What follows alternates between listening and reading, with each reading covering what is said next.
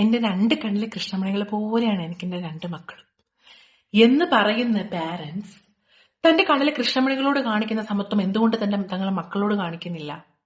എനിക്ക് എന്റെ സിബ്ലിങ്ങിനെ ഒട്ടും ഇഷ്ടമല്ല എന്ന് പറയുന്ന ഒരു കുട്ടിയുടെ പിന്നിൽ ഒരു ബാഡ് പാരന്റിങ്ങിന്റെ സ്റ്റോറി എന്തായാലും ഉണ്ടാവും.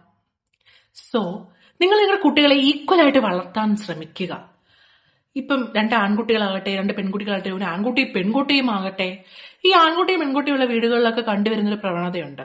അതായത് ചെറുപ്പത്തില് ഉള്ള പ്രിവിലേജസ് മൊത്തവും ആൺകുട്ടികൾക്ക് കൊടുക്കുന്ന കണ്ടു വളരുന്ന ഒരു പെൺകുട്ടിയുടെ അവസ്ഥ. അവർക്ക് ആൺകുട്ടികളോട് സ്വാഭാവികമായിട്ടൊരു അസൂയയിൽ കലർന്ന ഒരു ദേഷ്യം അവിടെ ഉണ്ടാവും. അതുപോലെ കുറച്ച് വളർന്ന് വീട്ടിലെ പ്രാരാബ്ധങ്ങളൊക്കെ ഏറി കിടക്കുന്ന ഒരു സമയത്ത് ഈ പറയുന്ന പോലെ പെൺകുട്ടികളെ കല്യാണം കഴിപ്പിച്ചു വിട്ട് അവിടുത്തെ പ്രാരാബ്ധങ്ങളെല്ലാം ആൺകുട്ടികളുടെ തലയിലേക്ക് ഏൽപ്പിക്കുന്ന ഒരു പ്രവണത. എന്തുകൊണ്ട് ഈ അസമത്വം? ഇപ്പോഴത്തെ കാലത്തെന്ന് പറയുമ്പം എഡ്യൂക്കേഷൻ ആണെങ്കിലും എന്താണെങ്കിലും ആൺകുട്ടികൾക്കും പെൺകുട്ടികൾക്കും ഒരുപോലെ കിട്ടുന്നുണ്ട്. സോ ഒരു വീട്ടിലെ എല്ലാ കാര്യങ്ങൾക്കും അവർ ഈക്വലായിട്ട് റെസ്പോൺസിബിൾ ആണ്.